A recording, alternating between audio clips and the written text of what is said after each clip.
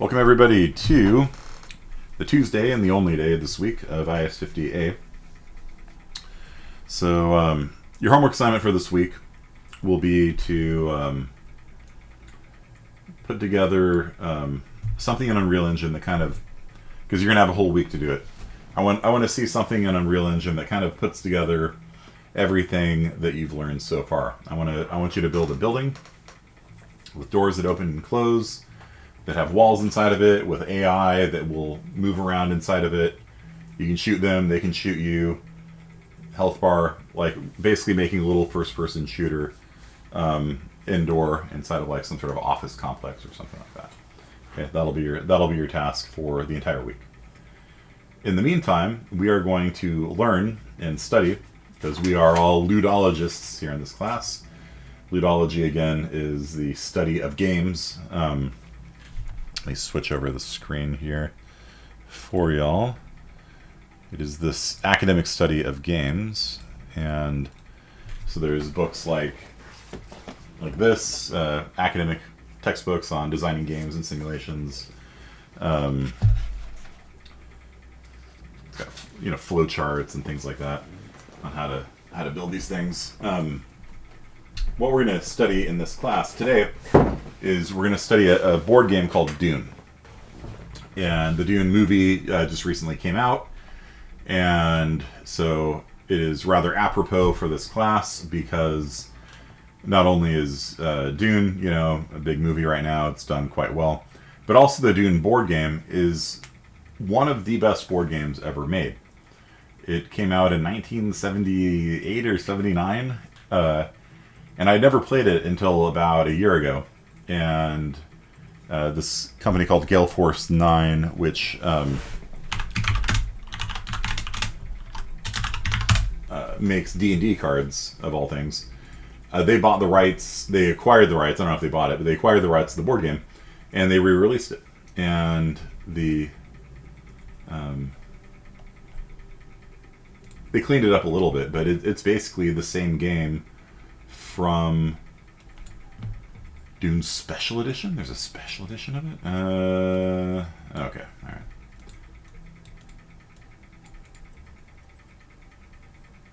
Interesting.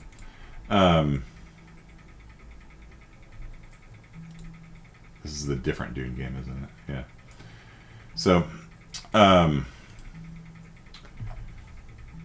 so this game originally came out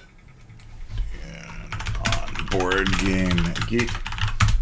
Came out a long time ago, but it still plays like a modern game, like with good sensibilities and things like that. It's supposed to take 2 hours to play. We're not going to play for 2 hours. It'll probably take a good chunk of the time to explain the rules. My rating is 10 out of 10 on it. I think it's honestly one of the best board games ever made. The overall rating is 8.1. And that's actually really good for Board Game Geek. The Board Game Geek community as a whole is quite picky. Like the number of 10 out of 10s they got, though, is actually quite impressive. So if you look at like Advanced Civilization, which is again one of the best board games in my opinion ever made, if it loads, all right, we'll do it.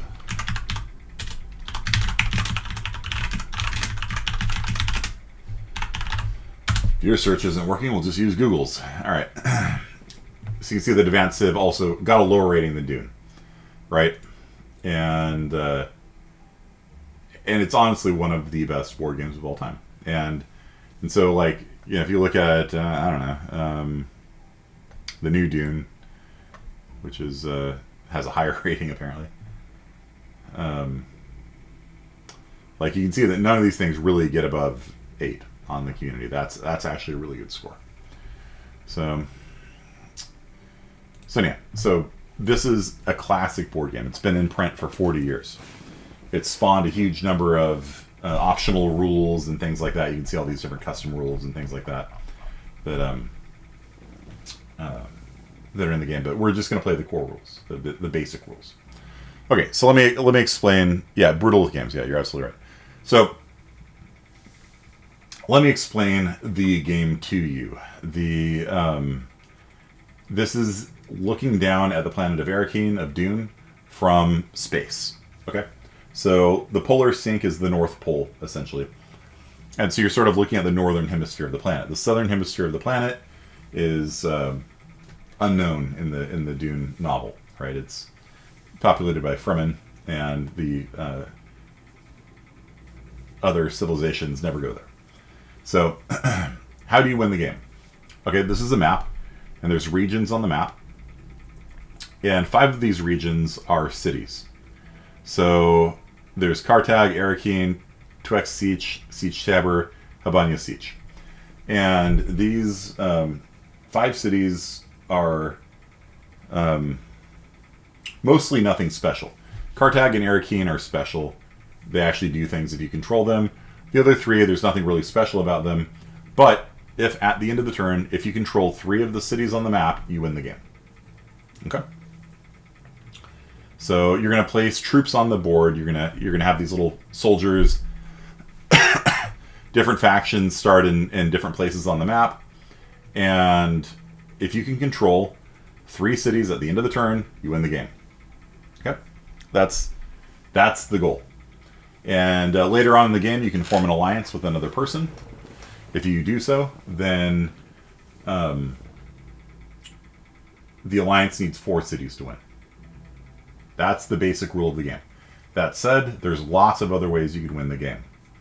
And let me start by maybe explaining some of those, and you can start seeing maybe why this game is so fascinating. So there's 6 factions. There's 2 expansion factions that I've turned off. And I'm probably going to turn off...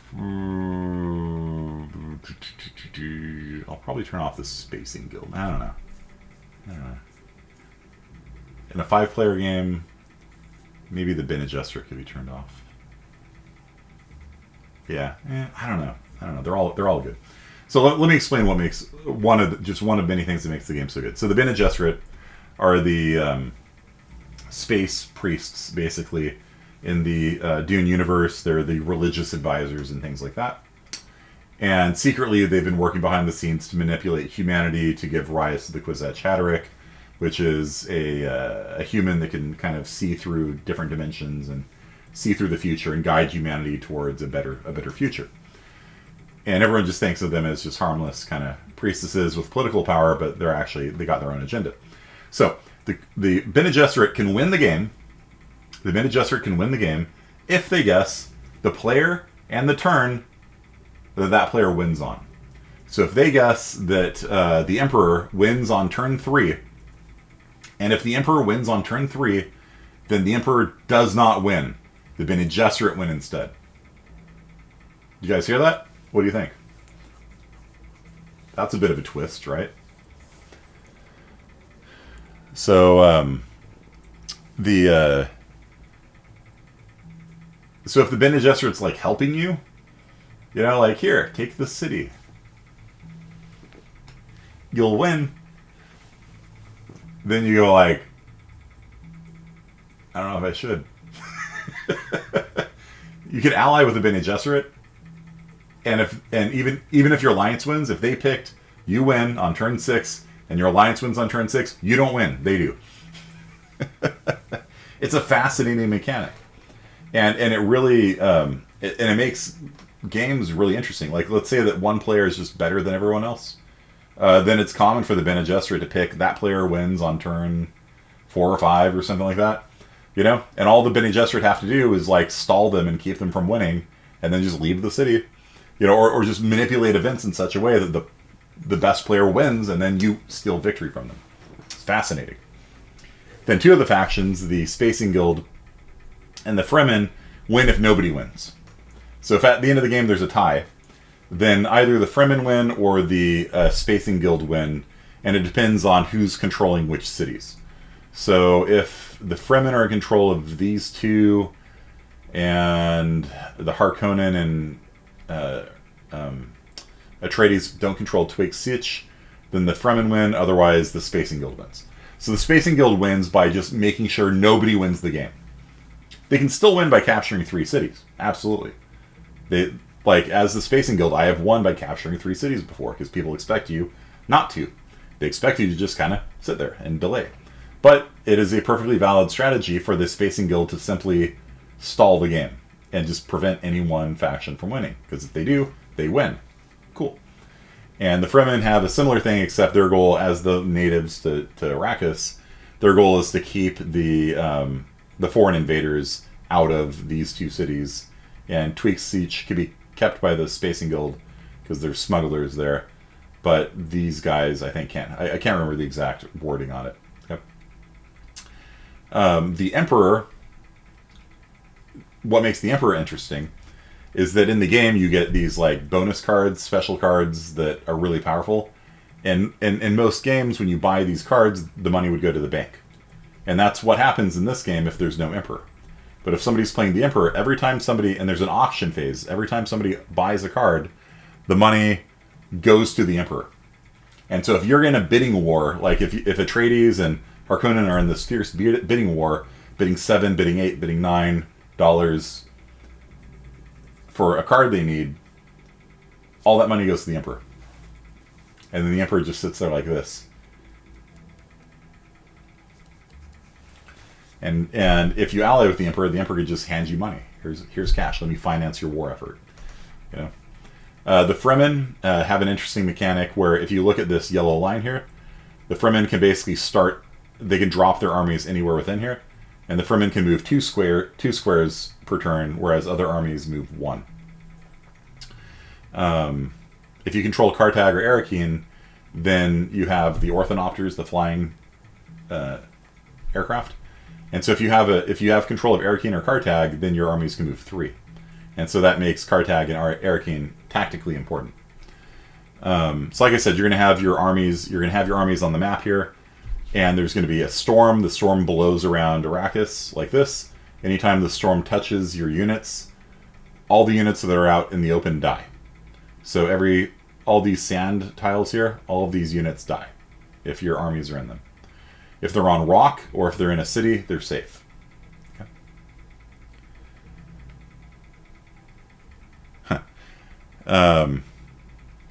And the polar sink is always safe as well. The storm never hits the polar sink. All right. So let's go ahead and start the game. Spraggins, go ahead and join in. So go to Treachery Online and search for Bill Kearney, and the password is IS50. Not doing Quake. Do you see my stream?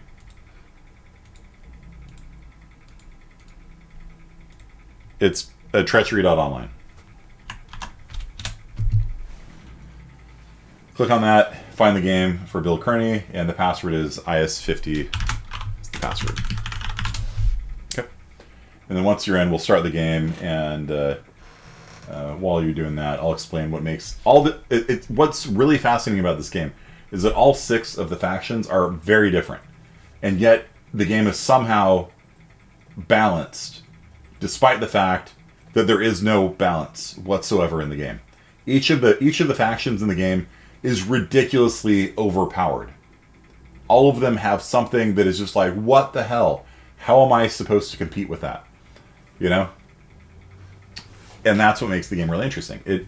Most video games try balancing things by making the differences between the Franks and the Goths sort of minimal, you know, like the Franks get 20% more hit points on their paladins, yay, you know, and the Goths get 15% cheaper infantry, yay. In this game, it's like utterly and completely unfairly unbalanced for all 6 of the factions. All 6 of the factions are completely overpowered, and that's a cool feeling. It's a really neat feeling, and this is something I wish more video games and role-playing games and things would do, is offer options that are just completely, like, absurdly powerful, but somehow they all balance out, you know, and that's just too hard, I think, for most things. So you play Dungeons & Dragons, you take a feat, you get +1 to hit. Okay, cool. So I have a 5% greater chance of hitting. You know, boring, right? I took persuasive. I get +2 on persuasion checks. Utter waste of time.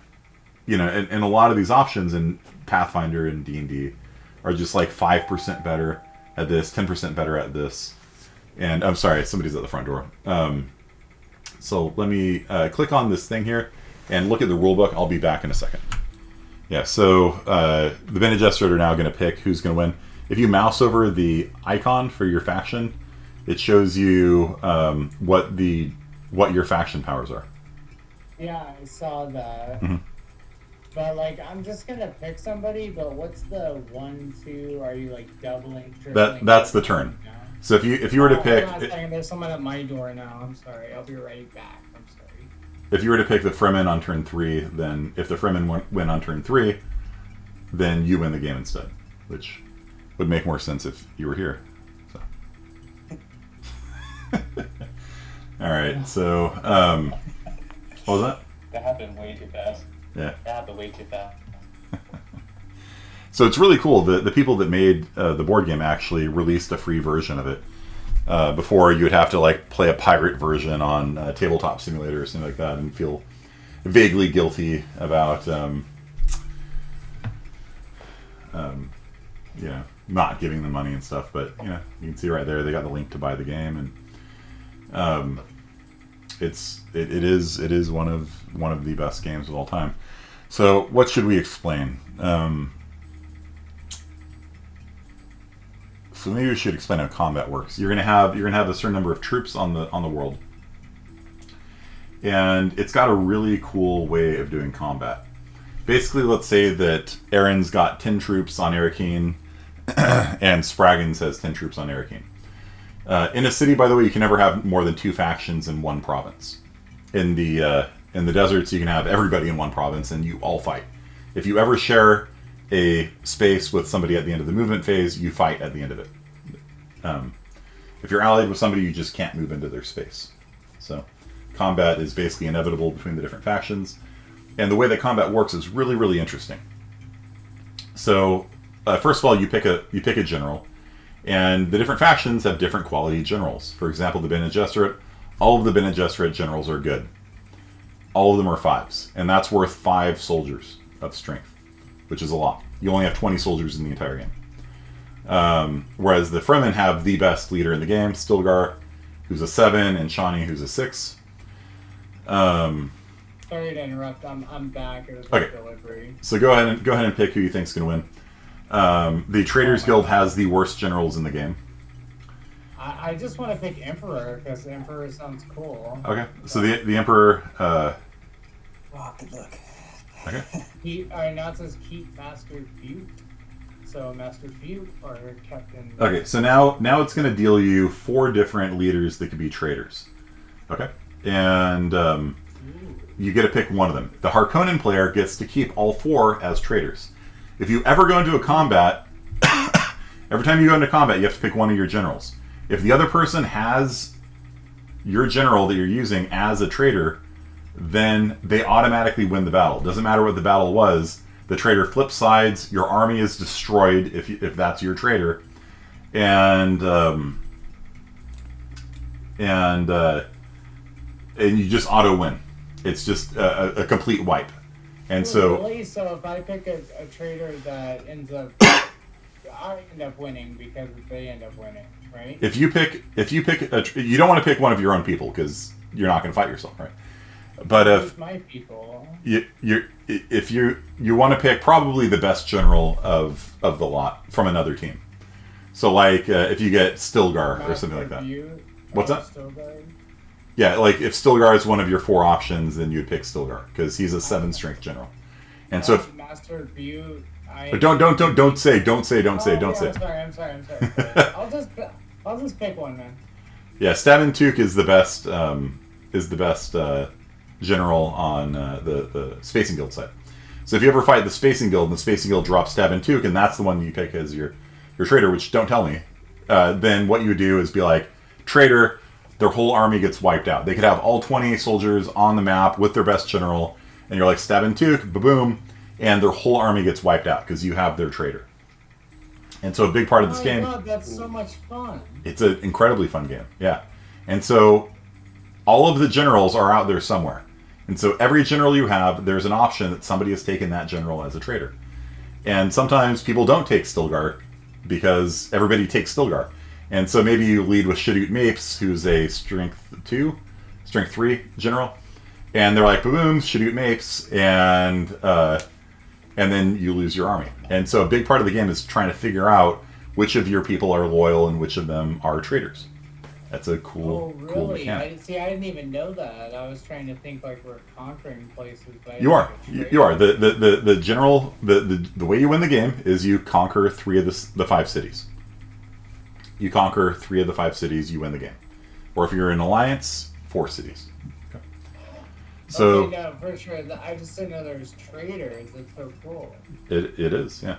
And then the other factions. Who am I? Oh, okay, all right. This is the old school artwork. That's interesting.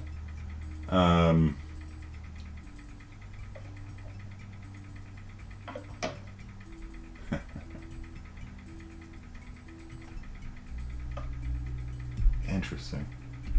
I'm gonna minimize the stream so that I don't hit the peak. Okay. And then Emperor, just pick a number from like 1 to 10. It doesn't really matter what you pick. So that's where the storm starts. Okay. So the storm is starting over Carthage, and so the Harkonnen army is safe because they're within the city. If you're within the city, or if you're within a rocky area, you're safe from the storm. The storm will move around the map in a counterclockwise fashion. Okay, so if your armies are out in the desert, they're probably going to get wiped out if they're close to the storm. And the storm moves kind of randomly around the map. It doesn't move randomly. It moves a random number of sectors. You see how it's like pizza pie slices like this? So it'll move between 1 and 6, or actually we're playing basic rules, so it'll move a random number of sectors around this way. Okay. And when doing give something to a faction, confirm whatever. I don't even know if I can say it. Confirm gift. Like, oh yeah, we'll confirm gift. So like, what's that? What's that? What's confirming a gift? Where? Or offer a deal. Oh wow. Factions may now review the setting up report. I don't know where the setting up report is. Dang, we need like a whole nother day to do this too. Okay, so there's a confirmed gift, and then there's a type of deal, custom deal, or until end of turn or end of game. Offer deal. Yeah. Yeah. Don't worry about that for now. Okay. Just do confirmed gift. Okay, so there is a spice blow. So the second phase of the game is spice blow, and so spice just appeared on the map here. So spice is the income in the game. Okay, so when I said dollars, what I'm really saying is spice, and spice is used for basically all the economy things in the game. Spice is used to purchase treachery cards. Treachery cards are things like weapons, shields, nuclear weapons, things like that. Spice is used to bring more soldiers to the planet. The Fremen don't have to do that because the Fremen are already there, but everybody else has to pay the trading guild. And so what makes the trading guild so powerful? Well, every time I bring a soldier onto the planet, it costs money, and I have to pay it to the trading guild. So if everybody's importing big amounts of armies, the trading guild just sits there and just collects all of that spice. And they get very, very, very rich. And so the Emperor collects all the money from selling the treachery cards, the power-up cards. And the trading guild collects all the money from people bringing new troops onto the planet. So these two guys end up collecting a lot of money. The other factions, like the Ixians, the Atreides, the Harkonnen, the Fremen, and the Bene Gesserit, the only way we get money is by going after the spice. Okay? And so in order to collect the spice, like the Fremen are probably going to be able to collect it, right? What you do is you take your troops and you move them over the spot. And then at the end of the turn, they collect, I think, 2 spice per soldier. And if you've got... I'm still on confirmed gift when I already selected it, so is that good? You shouldn't be sending a gift at all right now. Yeah, but it's like I confirmed the gift once. and then it just still says, well. Okay, so you shouldn't be sending a gift to anyone right now. No, I'm not. It's just that's what Plug it? I have. I can't do on it the right now. screen. What's up? I have to unplug because the way this one's so big, I Okay. can't go this way. So I'd have to plug your thing into this. But once I unplug that, you'll lose internet. Right. So I'll wait on that. Right. Don't worry about it. But yeah, we'll have to unplug this one, plug this thing in, and then plug your black one Into onto it. that. Yeah. Okay. All right. Cool. Okay. So. We're in the game, so I sent you a screenshot of what's on mine, like down here. I didn't even realize that's a Right, carry right, down. yeah. Oh, you can give spice to somebody. Yeah, don't give spice to anybody. You want to keep your spice. What's spice? Spice is money. That's the currency in the game. And so you're about to see what the use of spice is. And we're gonna do a on the top of the bottom of the treachery deck. Okay.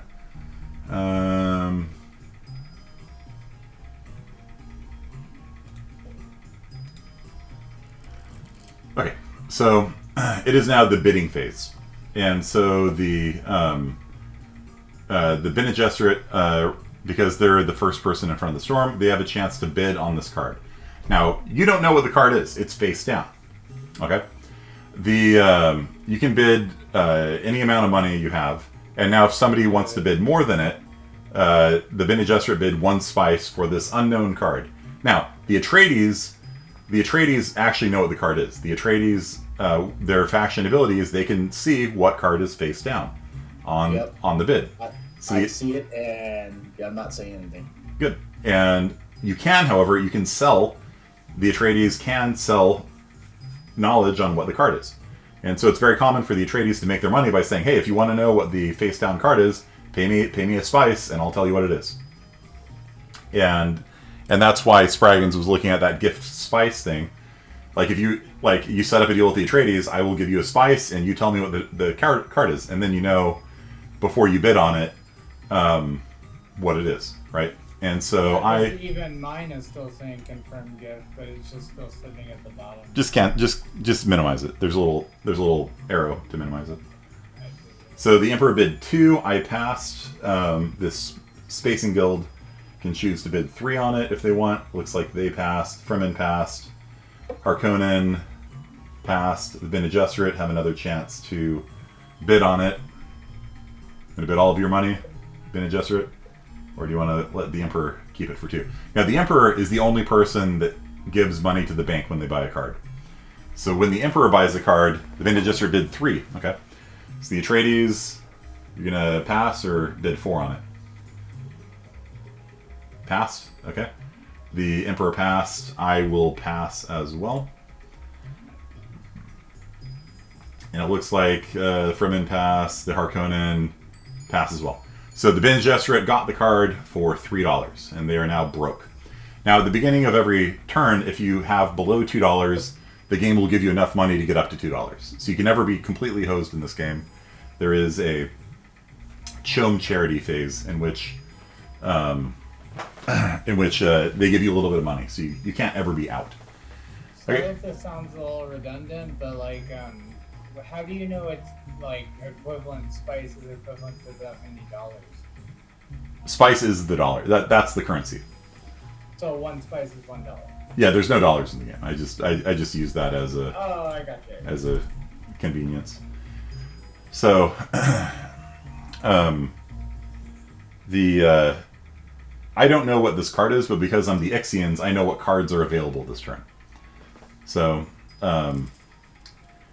you can only purchase, okay, Fremen bid 3, Bene Gesserit don't have any money, they have to pass, I think.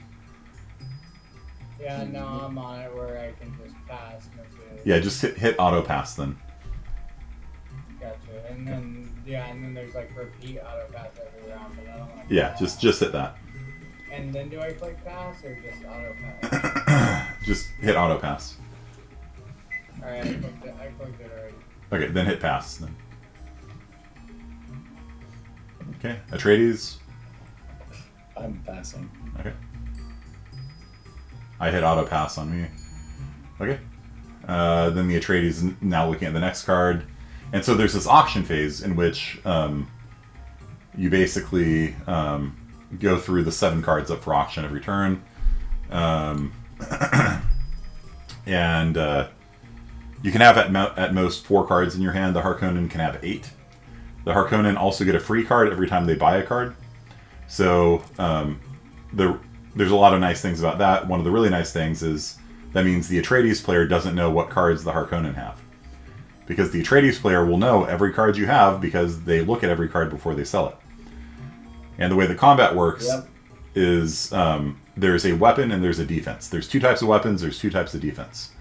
And if you use a projectile weapon and the other person plays a shield, it blocks the projectile weapon. If you use a poison and they use a snooper, then the snoopers block poisons. So the Atreides player knows which weapons you have, and so they can play the appropriate defense if they need to. And everybody else, you don't know. The one who can have 8 is a bit more difficult to deal with because I would not know what they have. The screen just went blank. Okay. The Harkonnen are powerful because every card they buy, they get a second card for free that the Atreides don't know. And they also start with 2. And those 2 cards the Harkonnen have, the Atreides don't know what those 2 are either. And they have 4 traitors. So when you fight the Harkonnen, there's a pretty good chance they have one of your generals as a traitor, you know? So the Harkonnen are broken, you know? But they're all broken, because the Atreides is the only person who knows which card this is, you know? And, you know, all of the factions are completely broken, and it's amazing. My faction, I get to know what cards are put up for auction, so I know if this general stack of cards is good or bad. And I also get to choose one of the cards to go on the top of the deck or on the bottom of the deck. And so, for example, I picked the card that the Bene Gesserit bought. So I know exactly which card Spraggins spent his money on. Hey. I know all the cards that have been put up. Yeah, I only know one. But, yeah. So, but I also know what cards are in the pool, too. So what cards are coming up. Generally speaking. So, Bene Gesserit, you should probably pass. I don't know. Maybe not. So the Atreides bid 3. You also don't know I can also be pulling fake bids up to make You could. stuff. Yeah, and so a lot of times people You will... know the game better now, so hey, don't brag. It's called I'm a schemer. And so the only information most people have is the way that the Atreides player is bidding on a card. And so if the Atreides player is bidding a lot on a card, you might be like, oh, it must be a really good card. You know, I'm going to overbid on it, you know. Card 6 out of 7. I didn't buy any cards, did I? How much money do I have? Where's my... Where's my spice at? Yeah, that's what I'm trying to see. Oh, okay. It shows it at the top right, I think. Top right. But, 10? is that not the spice, like the red ring? How much should I start with?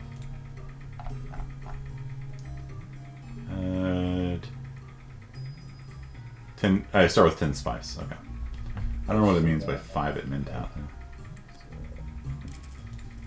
Trying to find where is my spice indicated at? Top right. It's the red ring there. So the Emperor bid 3 on this.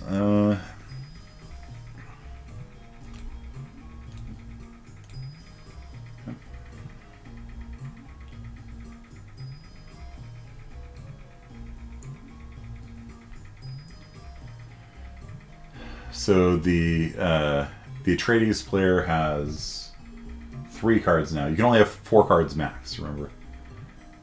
And some of the cards, by the way, are worthless. So if you get a worthless card, it's stuck in your hand. You can't just like discard it. And so, Which ones are those? like, I don't know, a balisette, let's say. It's just a musical instrument. It doesn't do anything. And the only way you can get rid of it is rather than using a weapon or a shield in combat, you play the balisette. And so rather than being able to kill the enemy general, You're like, I'm playing music. And it's probably going to cause you to lose a fight. But then you get rid of the bad. I gotta pass. bad. No, I seen someone pick up a worthless card. I'm smiling because like they've spent like 4 spice on it. Tell me if it was me. I'm not gonna tell you. Hey man, come on! I'm losing here and I can feel it. You can see your cards if you hover over them on the right. I don't want Just to. click on the I'm little just HUD. gonna lose, but enjoy having fun with you guys. No, you're the Bene Gesserit. So the good news for you is that you don't need as much money as other people, because every time somebody ships an army onto the planet, you get a free army too. Dang! So this game's kind of fun no matter what, right? It is. It really is. It's a fantastically designed game. Is the Harkonnen, are you going to bid on this or what? It's been 36 seconds. I think he might be going B or something. Okay. He bid 1. Atreides bid 2. Emperor bid 3. I will just pass. I don't want to enrich the Emperor. I can't even afford it anymore.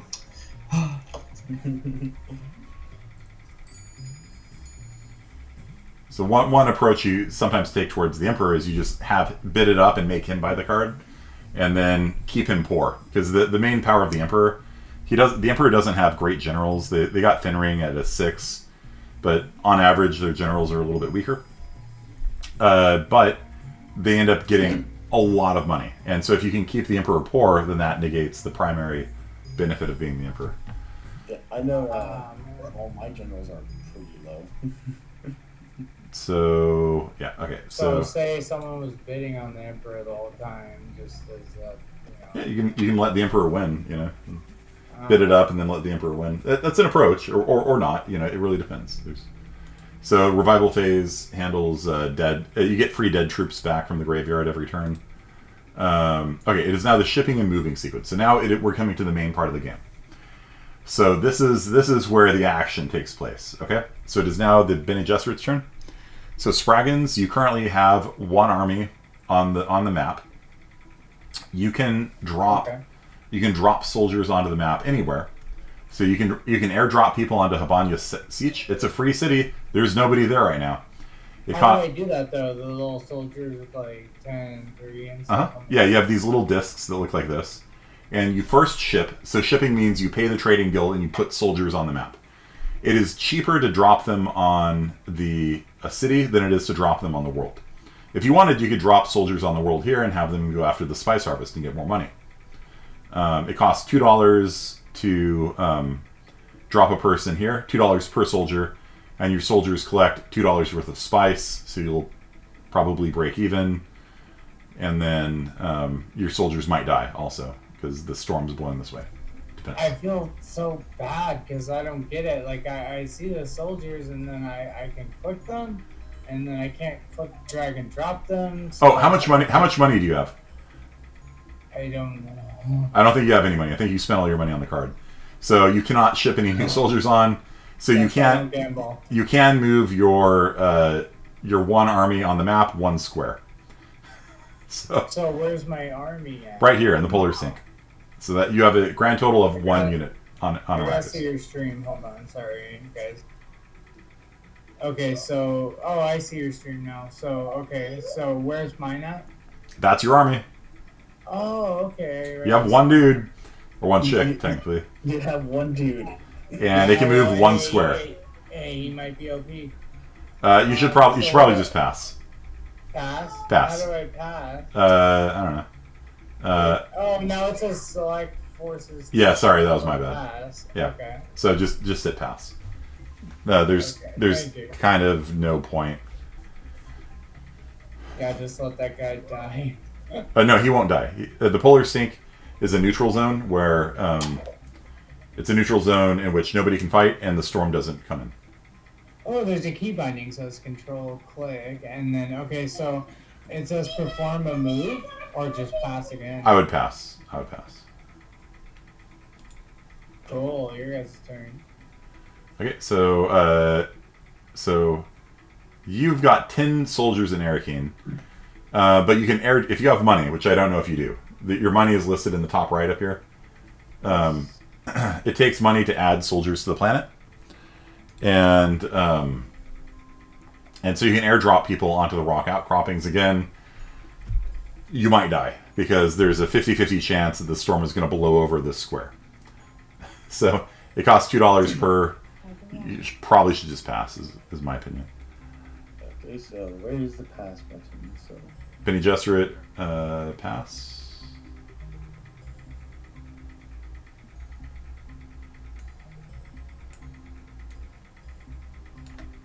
Now mine says accompany the latest shipment. I can select one. Oh yeah. So if he shipped a soldier in, he airdropped into Habanya Siege.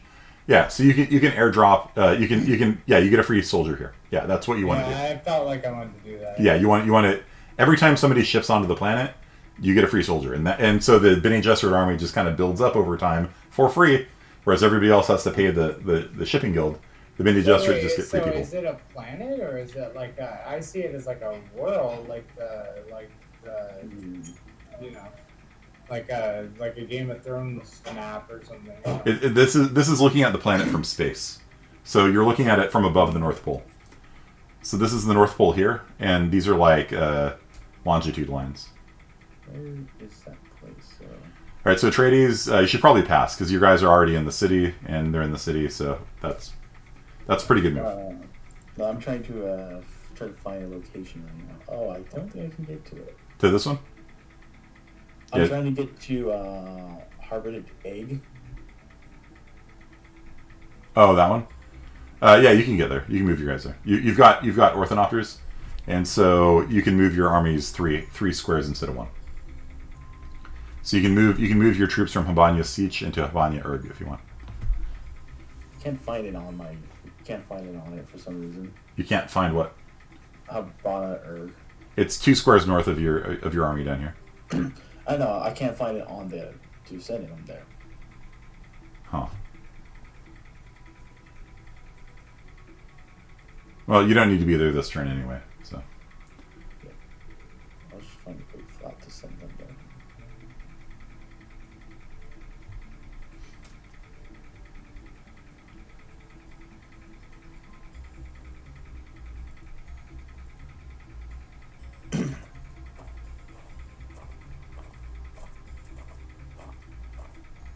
That maybe was a bad idea. Yeah, it was probably a bad idea.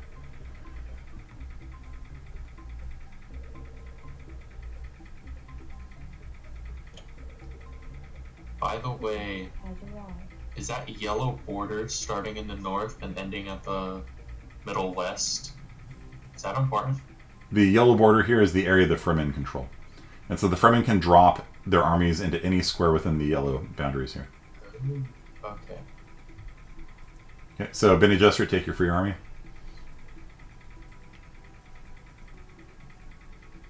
Oh, see, I had the Windows 11 side-by-side view, and I realized I had to scroll down Gotcha. to do my turn. I'm sorry. So the Emperor just airdropped into Habanya Siege. So they just dropped 6 guys because they got money. So they just boom, there it is. So there's going to be a fight here between the Emperor and House Atreides, unless they choose to move people out, which they don't. Please choose to ship forces or pass. I will pass. So wait, who's the 2 people that you said are fighting? Those are 2 classmates, right? The who? The 2 people you said that were fighting, Yeah. Isn't that 2 of our classmates though, right? Yeah. Oh, okay, that's cool.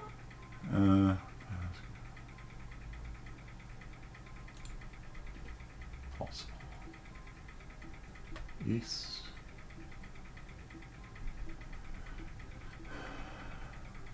West, false fall south, false fall east.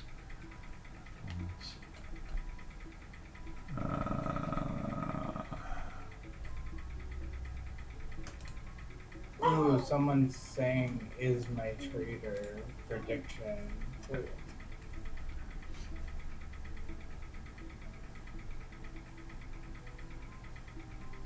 Okay, so the Spacing Guild can now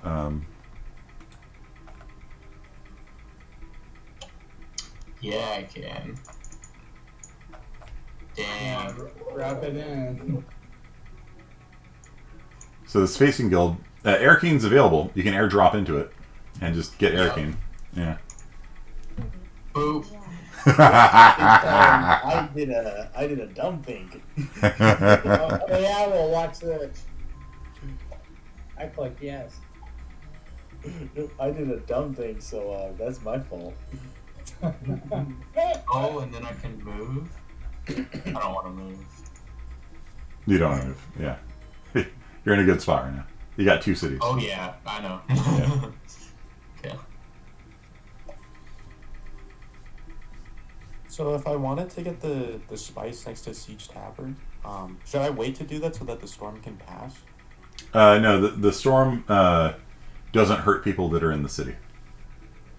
So the storm kills. But if I wanted, because there's a spice thing like right next to it. So if I moved out to get to the spice, then the storm would hurt me when it passed. Yeah. Let's see. Actually, you're from in. So in the advanced game, let's see. In the advanced game, you take half damage from the storm.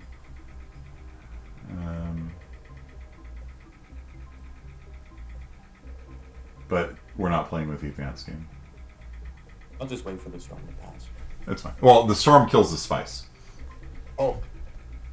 Oh well. Yeah. It's probably Is not. there a point where it just turns into a third-person shooter? No. I'm just kidding. No, that would be interesting. But I feel like it consumes a lot of processing power. Yeah. So Seliki, you could feasibly airdrop onto the spice and take it. You need to put 3 people there at the cost of 6 spice, which you might not have. And there's only a 50-50 chance you lose your army. There's Might a be high right. chance I may lose my army. Or you can airdrop into Arakeen or Tug Steech.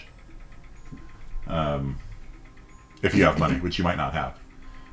You did buy some. You did buy some cards. Now every civilization gets a certain number of people brought back from the dead for free. Atreides and Harkonnen get 2 soldiers from the dead for free every turn. The Trading Guild, the Emperor, and the Bene Gesserit get 1, and I get 1. But I've got a weird mechanic where, like, I've got bad soldiers and good soldiers, and when bad soldiers die but good soldiers survive, you swap them. So there's kind of this weird mechanic for my country. Waiting for actions to be done. All right, cool. Battle phase. Here we go. First battle. Let's do this.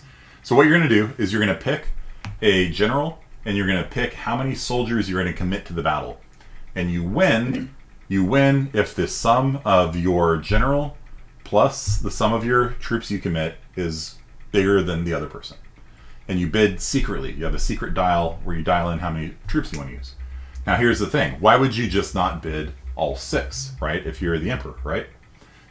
Here's the thing. However many troops you commit to the battle, die.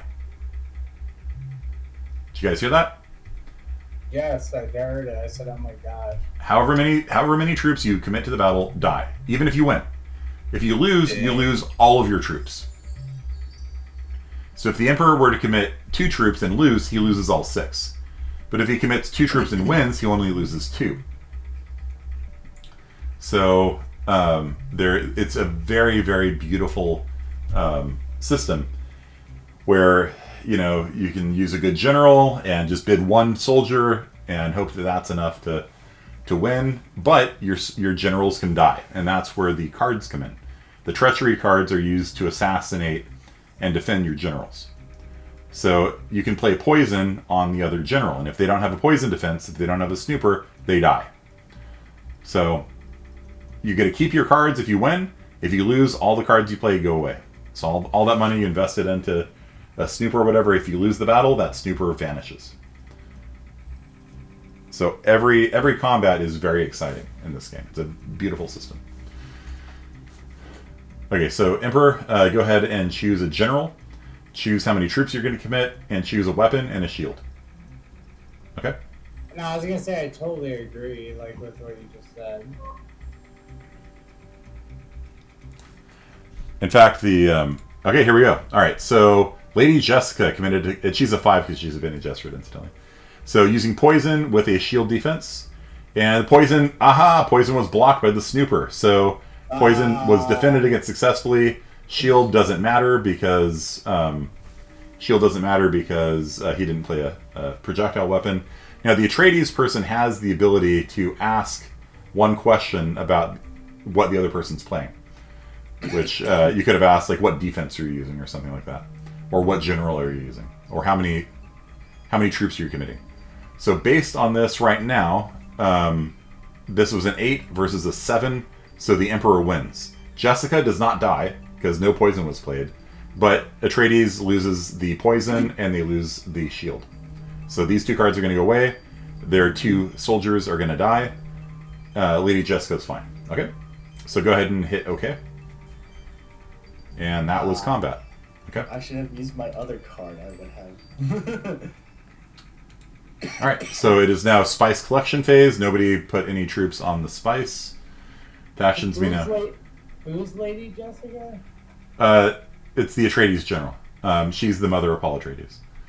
Oh, I got you. The mother of all Atreides. She's the mother of Paul, and the reason why she's strength 5 is because all Bene Gesserit in this game have a strength of 5. And so she's a Bene Gesserit, though, that is aligned with House Atreides rather than the Bene Gesserit. Whereas Lord Finring's wife, Margot Finring, she is aligned with the Bene Gesserit, even though she's this dude's wife. So. Oh wow! Thanks for the in-depth explanation on all this. Welcome to political conundrums. Alright, so I will move my thing to the Wind Pass. Far north.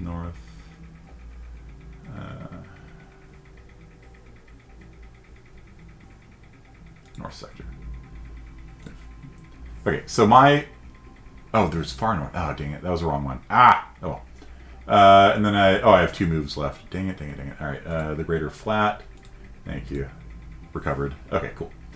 You have 1 move left. We will move to Habanya Erg, West Sector. Okay. So I have a mobile city. And so all of my troops just kind of ride along. It's like one of those sand crawlers from Star Wars. So I drive a giant sand crawler around, and it's got my 6 troops in it. So bumping down the countryside. Yeah. Okay, so Emperor, pick a number from, I think it's 1 to 3, something like that. And somebody has weather control, then you can... Yeah, I was going to say mine's weather control, but I don't know what that is. It allows you to control the storm. So you can move the storm. If you play it, you don't have to, and I wouldn't, probably. But it says number of sectors, and I'm just curious, like, what if I chose, like, 5 number of sectors use weather control? What would that do? Then the storm would move 1, 2, 3, 4, 5. It would move to cover the Greater Flat and the Habanya Erg. But would that benefit me, or would it non-benefit everyone else? Well, one thing you could do is you could kill 10 Atreides. So if you were to play weather control right now, you could sweep the storm across the entire army of House Atreides and kill all of them. See, because that's kind of interesting to me, like, just kind of to mix the game up, like, out of nowhere. Right. So, I don't know. Like, what does everyone want me to do? Because I kind of want to mix it up. Alright. Well, I moved past that anyway. Well, I was going to say I lost it anyway. Yeah. Diaz lost it anyway. The storm. What did you pick, Atreides, on your storm movement? I picked 2. Yeah, you probably should have picked 1. Because your guys were in the way of the storm. So you control how far the storm moves. Yeah, that was, I was like, But the Emperor made the right move, and he picked a 3. And so he was going to kill you no matter what. So it doesn't really matter. Yeah. Okay, show charity. Okay. So you can claim charity if you're eligible now. So anybody who is below $2, go ahead and click on show charity, and they will take you up to $2. Okay. What are we doing today? We are playing Dune, one of the best board games ever made. And so... This is actually called Zoom? Dune. Or Doom? Dune. Sorry to interrupt. This is Doom, like the board game? Dune. D-U-N-E. D-U-N-E. Oh, my bad. Jeez. And we're gonna go until 3:30 just to kill the game. Uh-huh. Because, like, I'm starting to learn it a little bit, but now I have this auto pass. Who is that?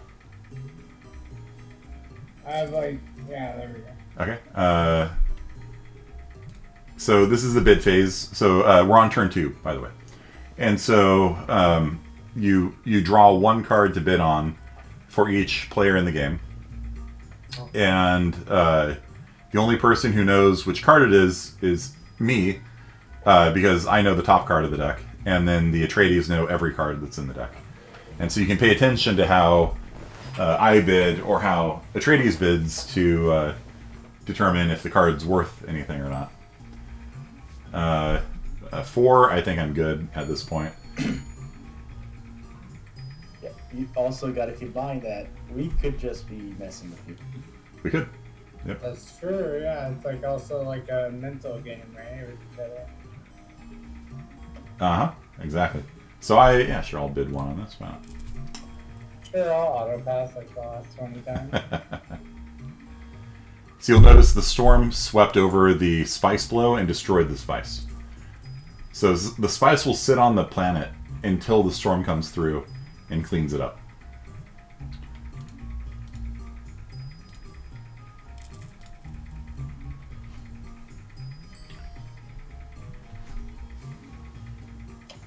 So it's not very obvious, but your traveling city over there is covering the spice, yes?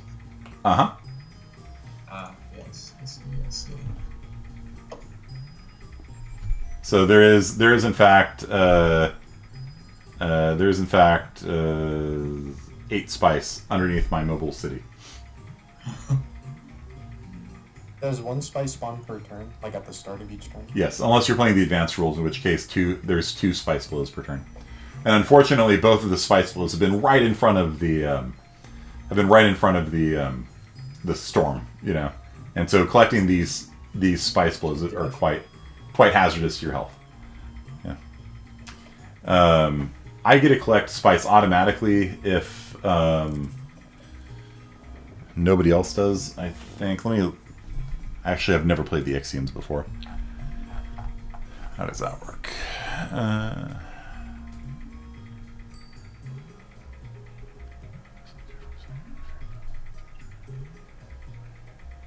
It's during the storm phase. Move into, from, or through a sector containing spice. Okay. Yeah. So I will have a chance before the storm moves to collect the spice if nobody else takes it.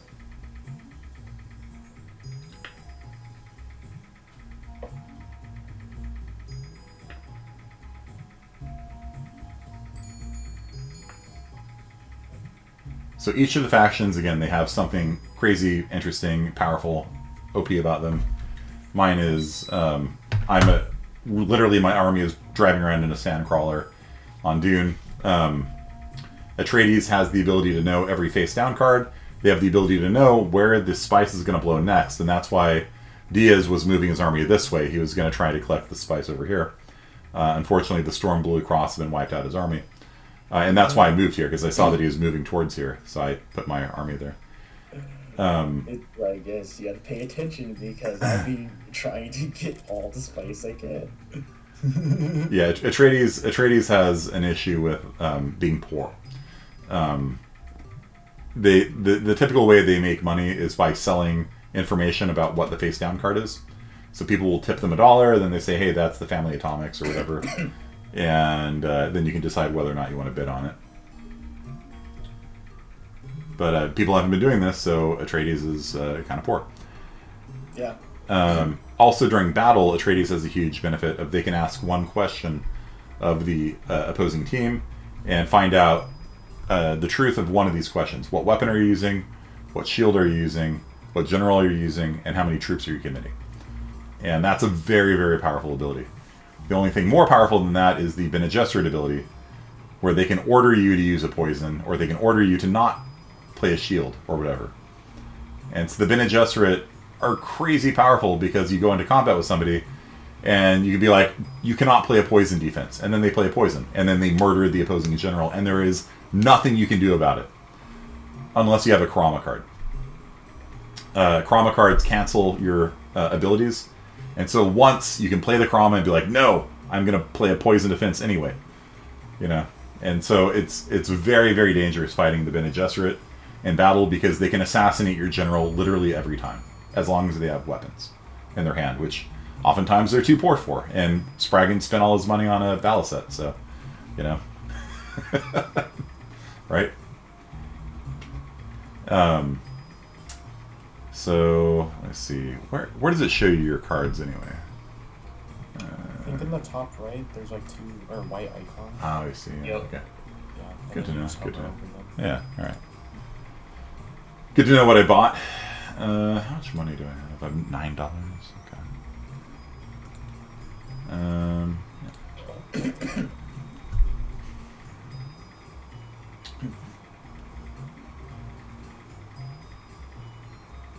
So the most of the cards are going to be weapons or defenses against the weapons or worthless cards. And then there's a few kind of like one-off cards like weather control that allow you to control the storm and just okay.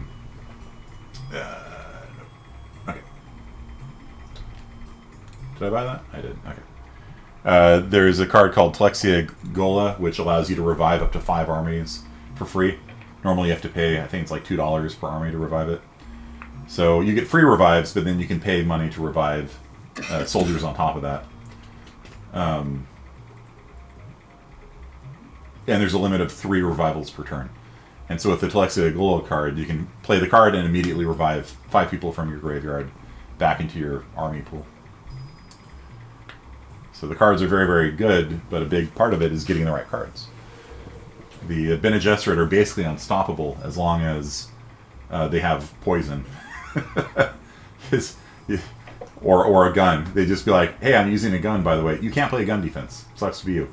You shoot the enemy general. And there's nothing they can do about it. And all the Bene Gesserit generals are good.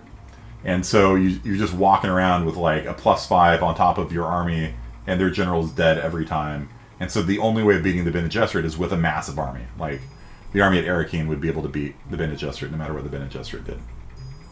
Because they have enough raw numbers to take them out. But for normal combat, like, the Bene Gesserit with weapons are unstoppable. The downside of the Bene Gesserit is that they're poor, and so they don't have any money to pay to put people on the planet. They don't have access to orthodopters, and so they can't even move very fast. And they have to get the weapons to begin with. So I don't mean to interrupt, but it's just we've been waiting on Bene Gesserit for like a minute 40. That's true. Spraggan's here. Did he? I thought I auto-passed.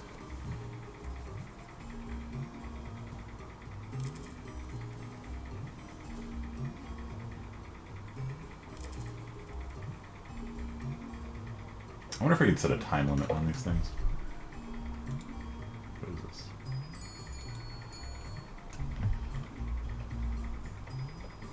Do you set a timer on these? There's a timer. I don't know if I can set like a timeout. Like if you don't bid, like it'll time you out. That'd be interesting. Like you got 10 seconds to bid, or else you lose a turn. Yeah, that'd be nice. Yeah. I don't know if I can do that though.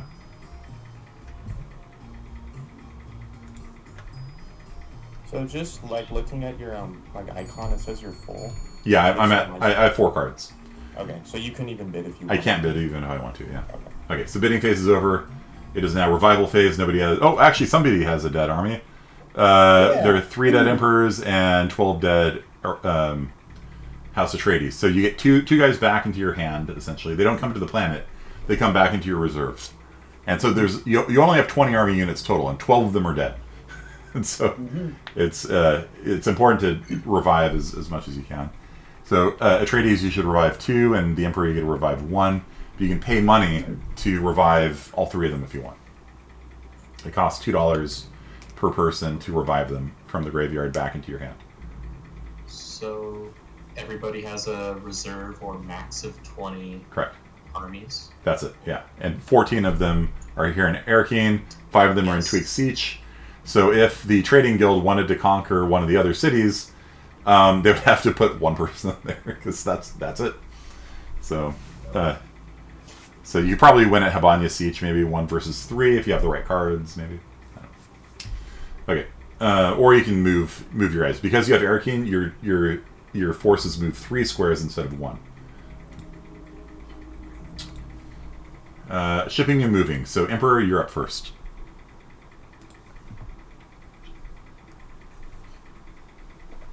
So you can pay money to airdrop into any of these cities, including your own, including, well, anywhere. You can airdrop into the Polar Sink if you want. You can't fight there. This is not a place where you can fight. It's the only neutral zone on the planet. But like if you wanted to like invade Siege Tabor and try and go after a second city, you can airdrop into there.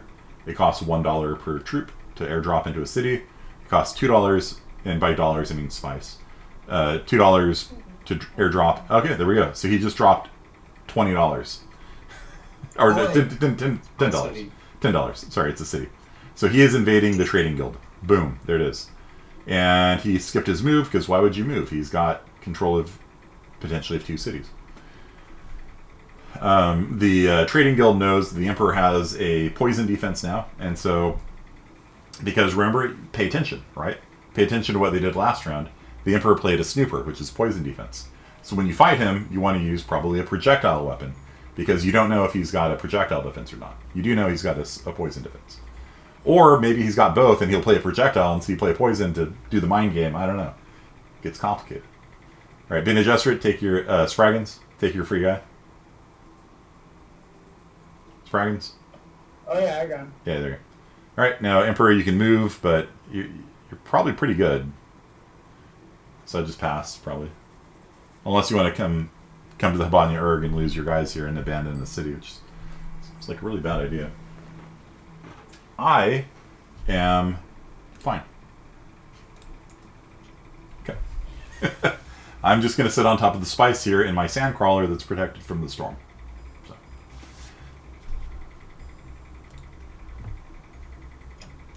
So Trading Guild, what's your plan? I don't think I can really do much anyways. Well, you can drop 1 more person on you to defend. You can move like half your army from Arakeen into Kartag. So you can airdrop 1 person into Habanya Siege. Then you can move half your army from Arakeen, or you can move half your army from Arakeen into Kartag. And if you win all 3 of your fights, you win the game. That's a good point, but Do it. Yeah. Or you can lose all 3. Or you can lose all of them. I don't know. Yeah. You could. I don't know. When you're about to give up, but he gives you options to fight back. Yeah. So It's like me, how I lost all my troops. yeah. Well, that was just a bad play because you moved in front of the storm. Yeah, I But- just didn't know. I was like, Yeah. what do I do? Yeah, that's fair. I'll do that. These are like those games that either way, like there's always a way to make a comeback. There is, yeah. You're not really toast. This game's very interesting like that. Yeah. And so you can move just 1 guy into Kartag, Here you go. And if you win 1 versus 10, which you probably won't, but he might commit like 9 of his guys to defending, and then you might just kill 9 of his guys at the cost of 1. That's a thing too. Okay, so Bene Gesserit, you've got 5 people now in the Polar Sink. That's cool. You can move them 1 square. That's not so cool. So, like, is it time for the Bene Gesserit to make their move, or are they just going to hang out some more? That's the question you have to ask yourself. No cities are within walking distance of the polar cap for a good reason. So, Spraggins, what are you going to do? I mean, really, like, I can just do this one thing and then click yes or no. Like, that's kind of where I'm at now. It's Polar Sink. Dallin is here. Bedencourt, I'm going to unmute you, Bedencourt. Dallin, do you want to be unmuted or do you want to stay server muted? Here, I'll manually mute and unserver mute. So, Dallin, if you want to talk, you can just unmute yourself. Okay. Yo. Oh, look at this! Look at this. What is Okay. this? All right. Okay. So the trading guild is going for 2 cities. Not. Well, actually, no. That would be 3. If they win, both of these matchups, they will win the game. Now the Fremen. Explaining flat Earth. What's that? What was that? Are you explaining flat Earth? Flat Earth? No, this is the top of the globe. So the Fremen, they cannot actually airdrop into these places. The Fremen don't use the trading guild, but the Fremen can drop into like the polar sink and then walk into Arakeen if they want to stop a win from the trading guild, or they can drop right in to Habanya Urg and then move into Habanya Siege. And the Fremen don't pay any money to drop people. They're all free. They're all just from the planet.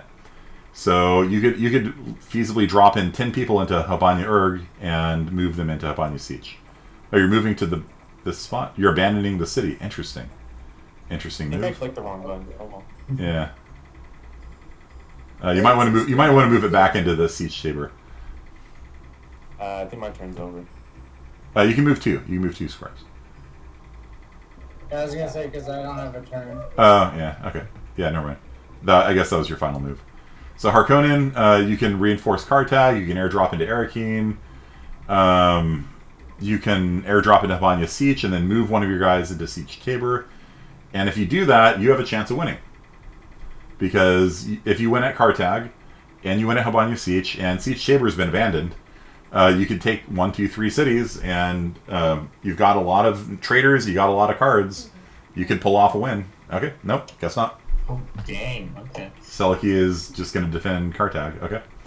And then it is now the Bene Gesserit's turn, so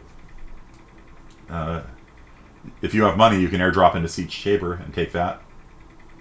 Free city, if you want. Pay $1, take a city. Of course, the House Atreides might airdrop into there too, for an easy pickup.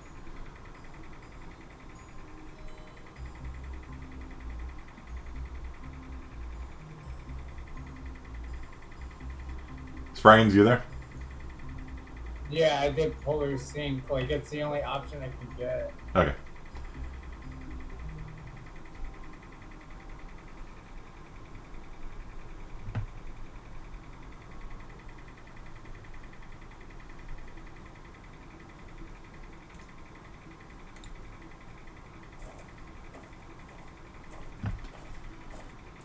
Okay, so the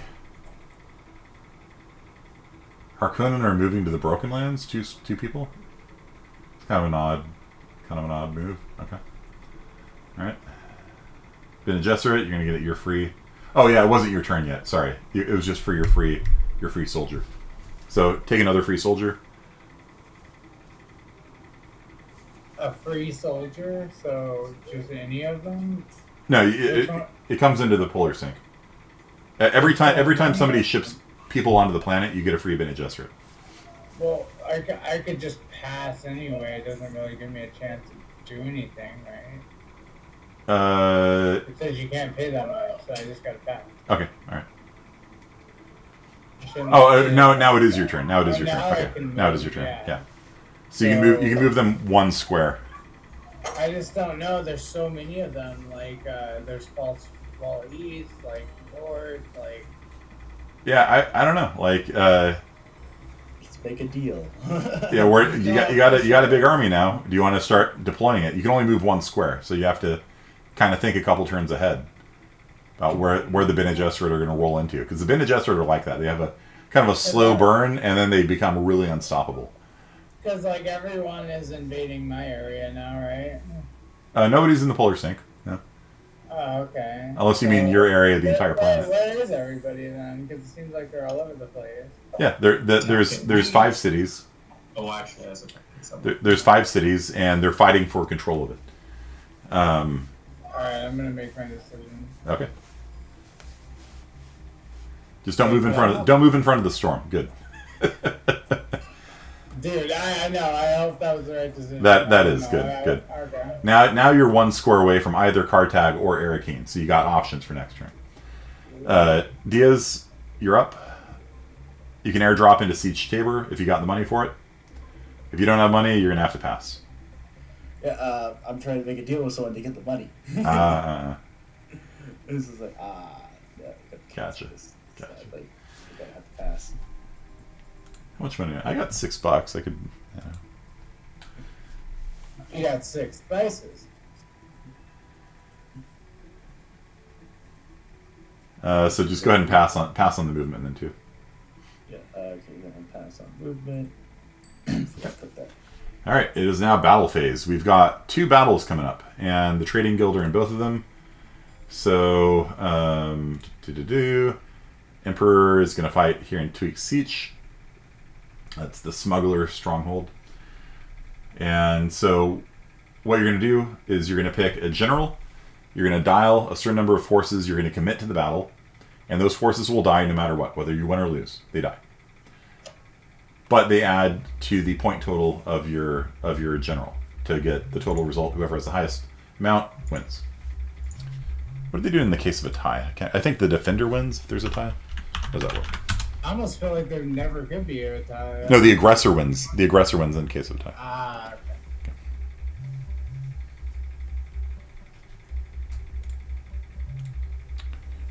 All right, so we got 10 on the Trading Guild, and we've got 10 on the Emperor. So the Emperor, I think, is the aggressor, and so the Emperor is going to win. Neither general dies because no poison or projectile weapons were played. Okay, so that is it for the chances of the Trading Guild winning this turn, because they've lost in Tweak Siege. I don't think they could have done more unless they played like a poison. If they played a poison, they would have won. Emperor, celebrate your victory. Click OK, Emperor. Okay, so that is that for that battle, and then we're going to move over to Cartag, and it's going to be the classic. No, it's not Atreides actually. It's Harkonnen versus the Trading Guild. Sorry. So the Harkonnen are defending against guild aggression in Cartag. Oh. So Truth Trance. Harkonnen can ask the guild, in this battle, is one of your cards a poison weapon? So you have to answer truthfully if you're going to play a poison or not. So Trading Guild, what is your answer? Nope. Not playing a poison. All right, there you go. So Harkonnen. So once you play a oh wait, your commanders, they also die if they lose in a battle? No, only if they get assassinated. That's what the treachery cards are for. Okay. But So you can't use them multiple times? you cannot, because Captain Aramsham is over here. So when you have multiple fights going on, you have to think very carefully about it, because they deploy to the map. Dang. Mm-hmm. But you got your 6 general, I think, right? I don't have. I have Stab. 5, 2, 3s. Stabin. Yeah, you've already used them, so you're gonna have to use your 3 then, Yep. and hope that the Harkonnen did not take one of them as a traitor, because they got 4 traitors. Okay. Let's see how this goes. All right, played 2 useless cards. We got a 15 on the Harkonnen side. We got a 13 on the Trading Guild side. If the Trading Guild side had used their 5, they would have won, but unfortunately they lost. Yeah. So now if the Harkonnen have Master Butte, then you want to play it, because if you do a treachery, then you don't lose the 9 people. It just wipes them off the board, and so if Harkonnen have Master Butte, then it would keep 9 people alive. As it is, it was a victory for the Harkonnen, but at what cost? So the Harkonnen just lost 9 people. So that giant Harkonnen army there is now shrunk down to 3. And that's now going to be easy pickings for the Bene Gesserit to come after them. Okay. Alright. Move the hidden stronghold. I am going to... Let's see, do I get... how does that work? If I move out of or from or through, is that how it works? Up to 3 Real territories. quick, when's my next turn? Because I gotta go grab my son real quick. Sure, go for it. Alright, I am going to move into Habana Ridge Flat West Sector. And I collect 8 spice. I'm then going to move into Habana Siege. Can I? Maybe not. False Ball West. Let's see here.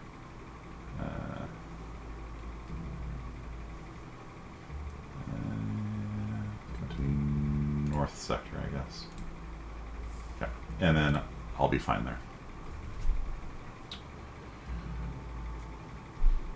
So the 2 people who fought last, which is the Harkonnen and the Trading Guild, they're going to dial in a number from 1 to 3, and the 2 numbers are going to get added together, and that's how far the storm is going to blow.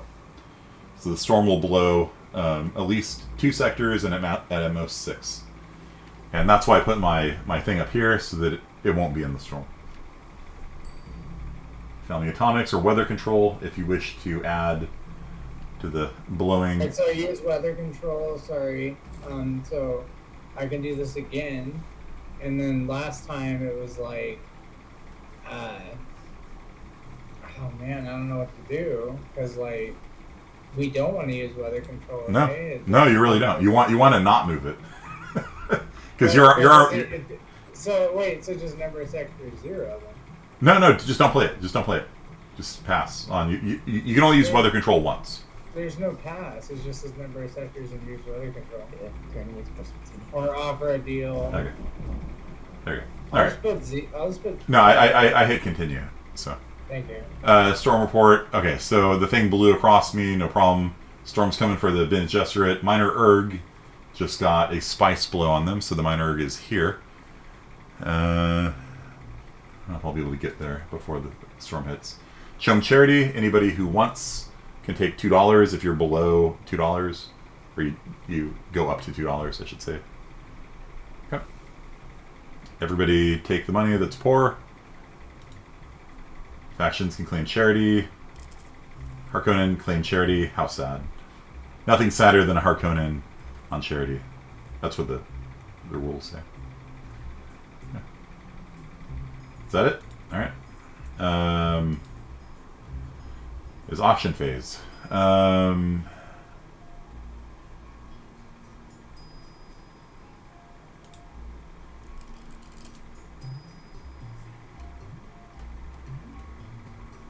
I am full on cards, so I can't bid.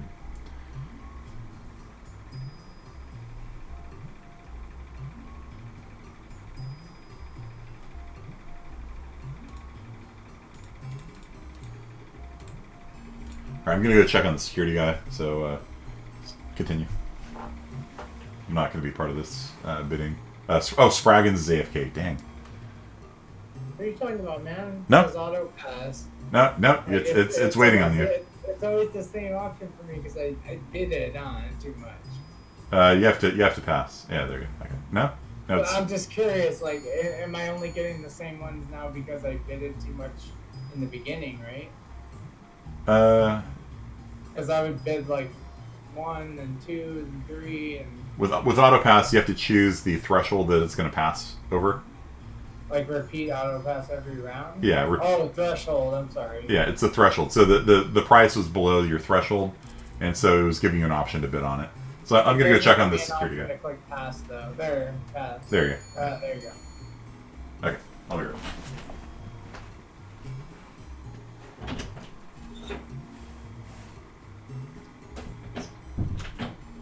I think the problem is that if it starts with you, then you have to, because it'll only pass when it's above 0, right?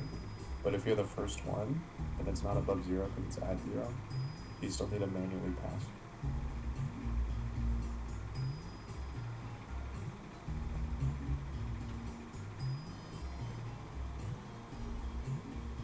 It's awesome, that means you need to pass. Yeah, the auto pass, but I'm supposed to select like 1 or something, right? Yeah, so it's at 0 right now? Yeah, that's what I did.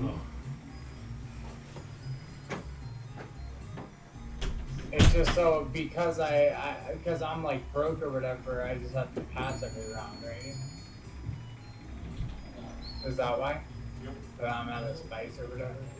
Yeah, I don't know how much spice you have, but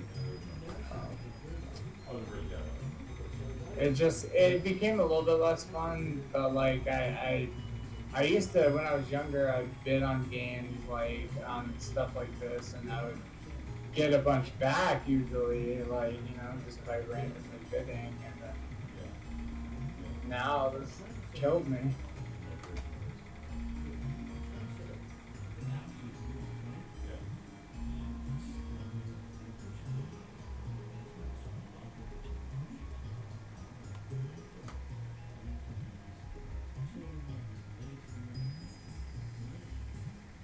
Like, don't get me wrong though, I have it like, you know, side by side panes or whatever, like where I can see Kearney's live stream and that. I can see mine and then scroll down and see my options. But sometimes I miss them because I'm looking at the map on mine, and then I have to scroll all the way down to see that I'm even it's my turn. And then it's good and it's bad, but you know, it's still fun though. I'm still enjoying it. What about you guys? yeah, it's pretty fun. Yeah, I've been enjoying it. It's been really fun and interesting. I don't know if Bernie's here, but yeah, that's awesome. I appreciate it. Like, cause it's fun to break from Unreal Engine. You know, I know we have to go back to it, but it's been nice to break from it. And then I wish dude, the meditation thing. I live behind Woodward Park. It would took me like 8 minutes to walk to where you guys are at. Like, that day was horrible. Did you guys enjoy it? Okay, so that's it's 3:30, I guess. Yeah, I did. So yeah, do you guys kind of see how this game's kind of interesting? Really high stakes, swingy battles, betrayals, bluffing. It's a really cool game. So yeah, for sure, like for me, I need to play it a few more times to like yeah. understand what's going on. What about you guys? Same here, because one brain dead move basically took out my entire force. Yeah, it's gonna take you a while to come back from that. So I would be fine actually starting a game over for you all. I know that maybe the IS-50A students have to leave, and maybe we can rotate in some of the 50B students because I do want all of you to experience playing this game, because I do think it's actually like, because one of the things we study in this class is game design, and I think this game just has a beautiful, fascinating game design because it's horribly broken. It's just every faction. It's just like, that is so ridiculous. You know, the fact that the Bene Gesserit, like, you haven't seen the Bene Gesserit in action yet. I played the Bene Gesserit last time. Every combat, I'm like, you can't play a poison defense. Poison. And I'd murder every general that I fought. And I would send a single Bene Gesserit onto them like a Jedi with a lightsaber and murder their general. And I would put in a general of strength 5. And so they had to lose a minimum of 6 soldiers for every 1 soldier I lost. And I'd just send a single Jedi in there and just murder their general and take out 6 people. And then I'd lose 1 person. Every time. And I just attritioned everybody down that way. Because the Bene Gesserit are ridiculous like that. But all of them are ridiculous like that. They're all just stupidly, ridiculously powerful. And that's good games. Is this game open source? Are we able to like see the code or how it works? They have the code on Trello, I think they said. So it's written in WebAssembly. And it's written in WebAssembly. No, yeah, I was saying, yep, like, yeah, I know. Yeah, but it's cool. So I'm gonna go ahead and just stop this recording for now. I'll start a new game in a little bit. I need to mess with my networking because the security guy is here and he's redoing the security in the house. So I'm gonna have to go offline for a couple minutes. But if you guys want to hang out and play another game of this now that you kind of know what you're doing, feel free. If you need to leave, if you need to jet, that's fine too. You're not going to piss me To be off. totally honest, my wife's kind of drowning. Yeah, no, it's fine. It's fine. So, Peace yeah. out.